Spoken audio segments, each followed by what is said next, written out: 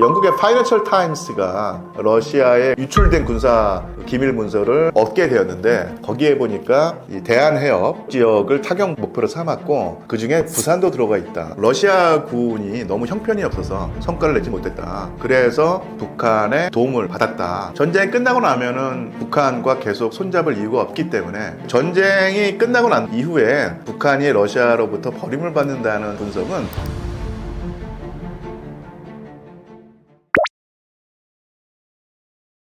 다시 한번 설명드리지만, 오늘날 러시아에서 가장 큰 명절이 바로 5월 9일 전승기념일, 즉 1945년에 아돌프 히틀러를 거꾸로 틀리고 나치 독일을 붉은 군대가 점령해서, 그리고 한 일주일 뒤에 드디어 나치 독일의 정식 항복을 받는 그런 행사가 있었거든요. 그것을 기리는 날이 바로 5월 9일 정승기념일인데요. 늘 그래왔지만 푸틴 대통령은 더더군다나 이번에 전 세계의 국가 정상들을 불러서 상당히 성대하게 환영을 하고 외교 협상을 벌였습니다. 물론 이 전쟁을 하고 있기 때문에 서방 측 그 정상들은 참가하지 않았죠. 트럼프 대통령에게도 초청장을 보냈지만 트럼프 대통령 같은 경우는 살짝 고민하는 모양새를 취한 다음에 아직은 뭐 때가 아니다라는 식으로 정중하게 거절을 했고요. 서유럽 국가들도 참여를 하지 않았습니다. 그런데 그 외의 지역에서는 상당히 호응이 컸죠. 일단 시진핑 주석이 국빈 방문을 했고요. 그리고 베트남이라든지 이런 전통적인 우호 국가들도 참여를 했고, 남미의 큰형님격이라고 할 수 있는 브라질의 룰라 대통령도 참여를 했습니다. 그런데 러시아의 전통적인 우호 국가이기도 하고 현대 저 밀착해 있는 관계인 북한이 참여를 하지 않았고 했는데, 크게는 왜 그러면 김정은이 러시아 푸틴 대통령의 초빙을 거절했는가, 어떻게 살펴보면 그 간단한 해답을 얻을 수 있습니다. 왜냐하면 지금 상태에서 이게 5월 9일에 김정은이 모스크바를 방문해 봤자 수십 명의 국가 정상들 중에 한 명에 불과하거든요. 그러니까 정말 원오버댐인 것이죠. 그리고 그 김정은 같은 경우는 자기 정권을 유지하기 위해서 이 북한 국민들에게 전 세계에서 독보적인 존재다, 이런 식의 그 선전을 해왔는데, 여러 그 국가 정상들 사이에 끼어 있는 한 사람의 지나지 않는 그런 모습을 보인다는 게 이 내부 결속에도 별로 도움이 안 될 것이고요. 또한 김정은은 좀 면밀하게 계산을 해서 지금 가봐서 푸틴을 만나봤자 쉽게 말하면 인사 정도 하고 포옹 한두 번 하고 끝날 텐데, 북한의 국익을 극대화하고 더더군다나 쿠르스크를 되찾는데 북한군이 개입을 해서 투입이 돼서 큰 이바지를 했다고 했을 때, 그 반대급부를 확실하게 얻어내려면 차라리 전승기념일이 지나서 단독으로 방문을 해서 1대1 정상회담을 하면서 요구를 해야지 더 효과가 크겠죠. 그리고 전 세계, 특히 북한 그 국민들에게도 그렇고 전 세계 언론에도 푸틴과 그 김정은이 단 둘만 그 사진이 찍히는 투샷 사진을 찍는 것이 훨씬 더 이 김정은의 위상을 크게 높이는 어떤 그런 것도 작용을 할 것입니다. 이런 점이 작용을 했을 것이고요. 부차적으로는 사소하면서도 중요한 것일 수 있는데, 북한 같은 경우 지금까지 다자 외교를 했던 경험이 별로 없습니다. 그래서 어떤 상대방 국가를 방문하거나 초빙해서 1대1로 협상을 하는 그런 경험은 많이 있었지만, 4자, 5자, 6자 이런 식으로, 특히 전승기자님 같은 경우는 수십 명의 국가 정상들이 있는데 이들과 한꺼번에 관계를 맺고 하는 어떤 훈련이라든지 그런 경험이 없기 때문에 그런 것도 좀 부담이 되지 않나 싶은 생각이 듭니다. 사실은 이 북한이 더더군다나 이 그 러시아를 방문한다는 게 나름대로는 정말 쉽지 않은 것이, 전통적으로 북한은 그 비행기를 이용해서 모스크바를 방문한 적이 없고 항상 열차를 이용했거든요. 열차 왕복으로만 해도 한 최소한 10일, 보름이 걸리는 것인데, 그만큼 이게 엄청나게 큰 이동일 텐데, 이 이동 시점을 잡을 때 엄청난 의미를 부여하겠죠. 그런 생각을 할 때 아무리 생각해도 5월 9일보다는 그 이유가 좋다고 판단을 한 듯합니다. 이유가 있습니다. 그게 뭐냐면요, 지금은 좀 사정이 달라졌지만 정말로 미국과 극한 대치를 할 때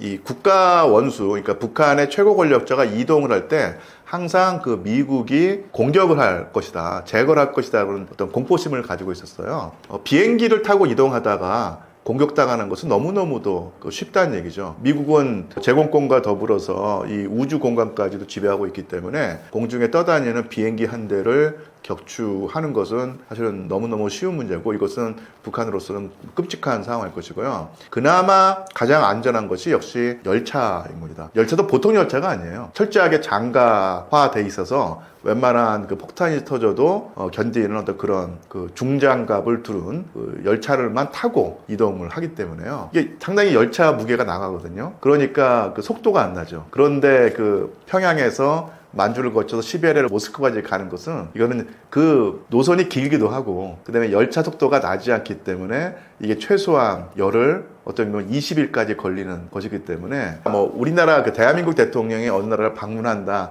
이런 차원의 움직임과는 또 다른 차원의 난관이 있습니다. 그런 것을 감안해서 효과가 별로 나지 않는 5월 9일보다는 효과를 극대화할 수 있는 그 다음 시기를 노렸다고 할 수 있겠죠. 항상 이 그 해양 세력과 대륙 세력의 그 격돌이라는 표현을 우리가 항상 동북아시아 정세를 분석할 때 해왔는데요. 물론 중국과 러시아가 항상 그 뭐랄까요, 원활한 관계는 아니었고 껄끄러운 관계가 있었죠. 마찬가지로 북한도 때로는 중국과 껄끄러운 관계를 가지기도 했습니다.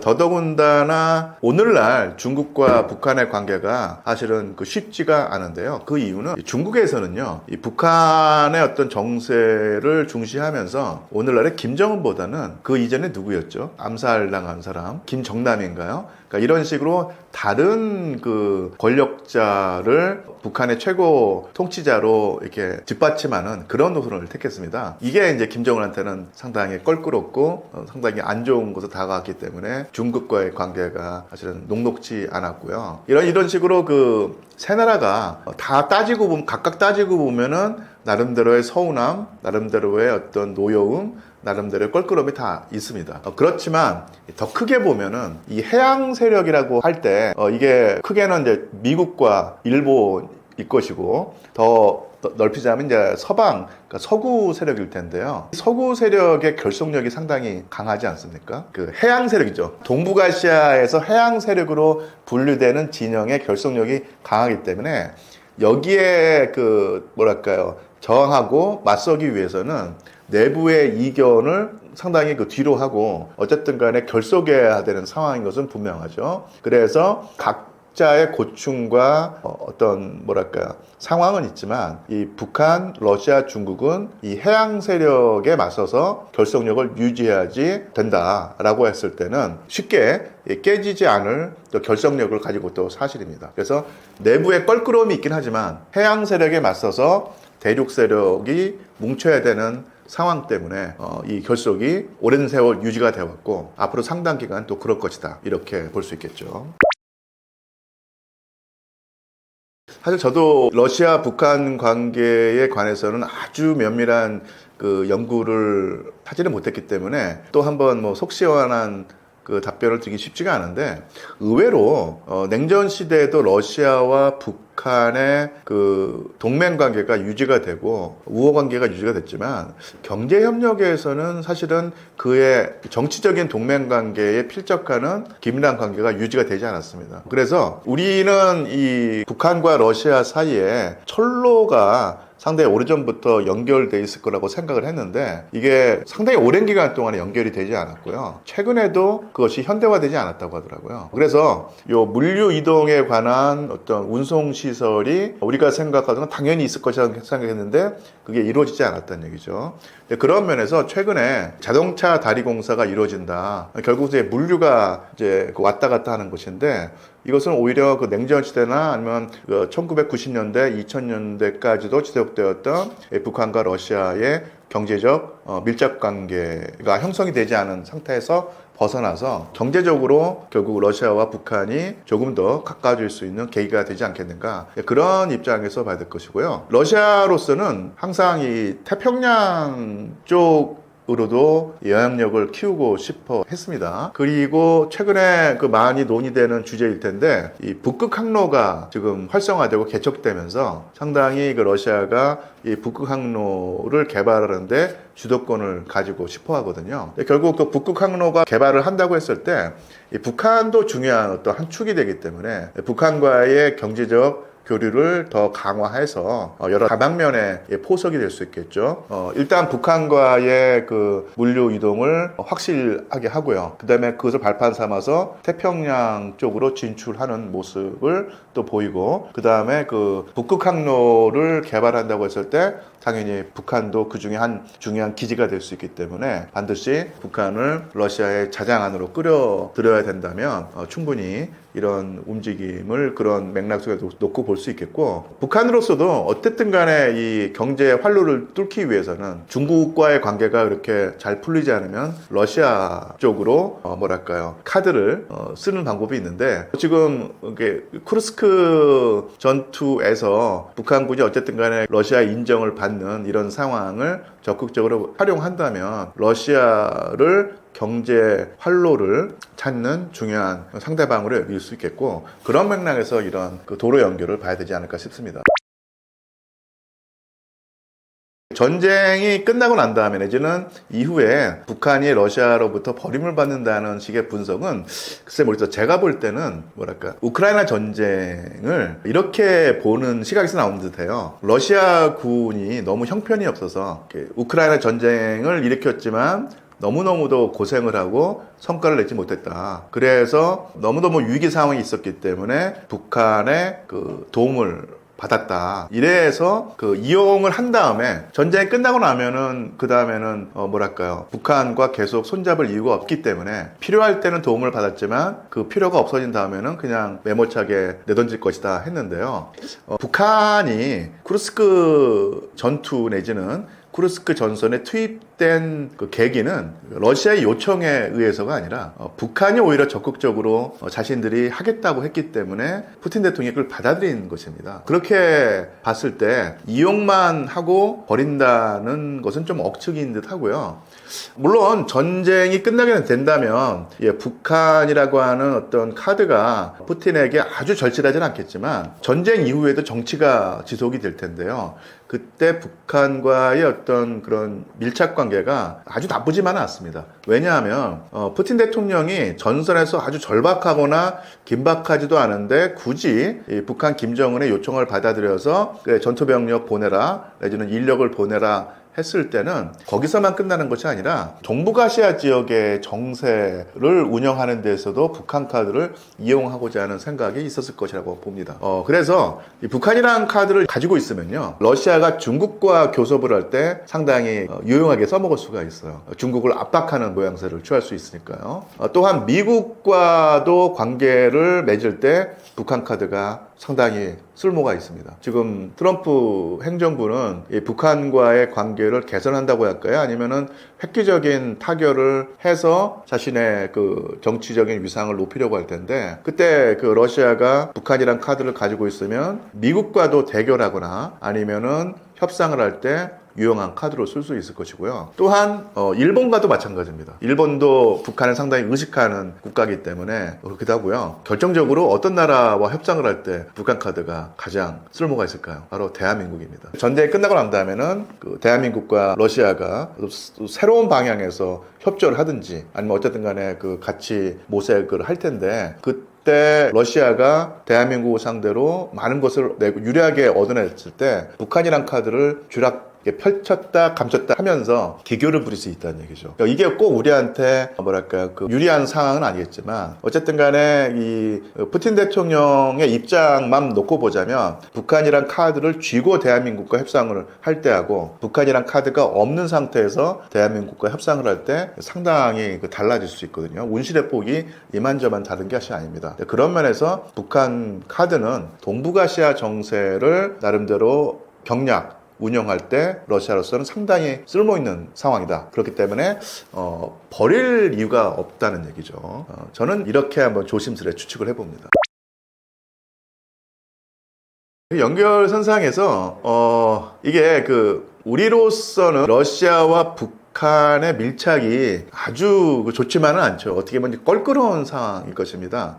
그러니까 이게 조금 그 역사적으로 한번 뭐랄까요, 상황을 한번 짚어보면은 푸틴 대통령은 아까도 말씀드렸지만 분쟁 관계에 있는 두 세력을 함께 끌어안는 그 입장을 취하는데 이게 동북아시아에서 북한과 대한민국이었죠. 그런데 경제적으로만 놓고 보자면 사실은 이 북한과 그 러시아는 큰 어떤 유착 관계가 아니었습니다. 정치적으로만 동맹에 준하는 관계였고 그것도 형식적으로만 그랬었죠. 그리고 오히려 대한민국과 이 접촉면을 넓혀오면서 러시아와 대한민국 관계가 돈독해져 왔는데 벌써 이제 지난 정부라고 해야 되겠죠. 윤석열 정부 때 대한민국이 어쨌든 간에 입장을 바꿔서 러시아의 등을 돌렸습니다. 그러면서 러시아의 관계가 거의 끊어지다시피 했는데 러시아로서는 이제 분명히 이것을 복원하려고 하겠죠. 적어도 예전과 똑같진 않겠지만 그래도 대한민국과 일정한 관계를 복원하고 더 나은 방향으로 가야 한다고 생각을 하고 있고요. 실제로 제가 듣기로 러시아 외무장관이 러시아와 대한민국의 관계 개선은 대한민국에 달렸다 이런 말을 했거든요. 대한민국이 적극적으로 나온다면은 충분히 자기네가 긍정적으로 받아들이겠다 그런 식으로 살짝은 튕기면서도 어떤 그 관계 개선의 여지를 또 열어놓은 어떤 외교적인 언사라고 할 수가 있을 텐데요. 대한민국 정부는 아마 분명히 북한과 러시아의 그 관계 밀착이 신경에 쓰일 것입니다. 그래서 북한과 친하다고 해서 러시아에게 등을 돌리고 그런 식으로 계속 나간다면요, 러시아를 어떤 제어할 수 있는 그 모든 게 끈이 끊어지는 거예요. 그러니까 오히려 북한을 견제하고 북한의 영향력을 줄이기 위해서라도 러시아의 관계를, 대한민국과 러시아의 관계를 개선해야 되는 상황인 것입니다. 그러니까 대한민국이 너 왜 그 북한과 이렇게 밀착하느냐, 북한과 이렇게 친하게 지내느냐, 나 너 싫다고 하면서 러시아에게 등을 돌리는 순간 오히려 우리가 더 안 좋은 상황에 처할 수 있다는 얘기죠. 정 북한이 신경이 쓰이고 북한을 좀 주저앉히고 싶다면은 오히려 러시아와 뭐랄까 최소한도의 그 우호 관계를 되찾고 관계를 증진해야지 그런 목표가 이루어질 수 있다는 점이 오늘날 이 동북아시아, 특히 남북한 관계, 그 다음에 러시아의 관계 수, 이게 그 특징이라는 얘기죠. 이게 아마 제가 그 기억하기로는 거의 한 1년 전에 그 러시아가 이 동북아 지역의 어떤 군사 계획을 세우는데 부산을 그 타격 목표로 삼았다, 뭐 이런 기사였을 것입니다. 그래서 제가 기억하기에 그 영국의 파이낸셜 타임스가 러시아에 유출된 군사 기밀 문서를 이렇게 얻게 되었는데 거기에 보니까 이 북한이 이 대한해협, 그래서 그 이쪽 지역을 타격 목표로 삼았고 그 중에 부산도 들어가 있다, 뭐 이런 식의 그 보도를 좀 자극적으로 그 알렸다는 그 기억이 납니다. 그래서 이제 러시아의 최종 목표는 부산이라고 했을 텐데요. 정확히 말하면 러시아의 타격 목표에 부산도 들어가 있다, 뭐 이 정도이겠죠. 그러니까 이게 맥락이 아마 이랬을 것입니다. 우크라이나 러시아 전쟁으로 정확히 말하면 나토와 러시아의 군사적 긴장 관계가 고조가 되면서 러시아로서는 나토와 군사적 대결을 하는 상황까지도 염두에 두고 대비책을 세워야 되는 것이었어요. 근데 나토라고 하지만 실질적으로는 그 거의 대부분 다 미국이겠죠. 미군과의 대결을 상정하고 있는데 그 유럽 지역에 있는 미국이 러시아와 군사 충돌을 할 때 미국의 힘을 빠뜨리기 위해서는 또 다른 분쟁 지역을 만들어야 한다는 것입니다. 근데 그것이 바로 동북아시아라는 얘기죠. 그러니까 미국에게 그 전선 여러 개를 강요해서 미국의 힘을 분산해야지 오히려 그 유럽 쪽 러시아가 안전해진다는 생각을 했는데 그러려고 하면 동북아시아 지역에서 군사 분쟁이 일어나야 될 텐데 그런 어떤 그 계획을 또 세워놨다는 거예요. 그런 계획을 세우다 보면은 이 부산까지도 공격한다, 이게 들어가 있을 텐데 그러니까 이것은 제가 볼 때는 모든 나라가 항상 그렇지만은 어떤 분쟁, 일단 유사시를 생각할 때 모든 그 경우의 수를 생각해야 되는 거 아니겠습니까? 이것은 가능성이 낮다고 해서 계획을 아예 안 세운다는 것은 사실은 그 상당히 그 나태한 행동이고 위험한 행동이겠죠. 그래서 러시아로서는 모든 경우의 수를 생각해서 유럽에서 전쟁이 터지고 또 연쇄해서 다른 전선, 특히 동북아시아에서도 군사분쟁이 일어난 사태를 예측하고 그에 대한 계획을 세워놨다는 것입니다. 그래서 반드시 부산을 내지는 동북아시아를 공격하겠다는 명확한 목표를 가지고 세운 계획이 아니라 이럴 수도 있다라고 하는 가정을 하고 세운 어떤 시한적인 잠정적인 계획일 것이라는 생각이 들고요. 그것이 어떤 그 통로를 통해서 유출된 다음에 그게 영국으로 들어가서 이게 보도가 됐다고 할 수 있을 텐데 그 의미를 너무 크게 둘 필요는 없다고 생각을 하고요. 또 한 가지 그냥 이게 그냥 뭐랄까요, 근거 없이 내지는 큰 자신감 없이 하는 말이지만 항상 그 영국에서 나온 러시아 관련 보도는 항상 이게 뭐랄까요, 엄청난 그 의도를 깔고 하는 것이기 때문에 그 신빙성이 좀 많이 확신할 수 없다, 좀 걸러들어야 된다. 물론 그 파이낸셜 타임스라고 하는 신문에 공신력이 있는 것은 사실이지만 액면 그대로 받아들이기는 좀 쉽지 않다, 뭐 이렇게 생각을 합니다.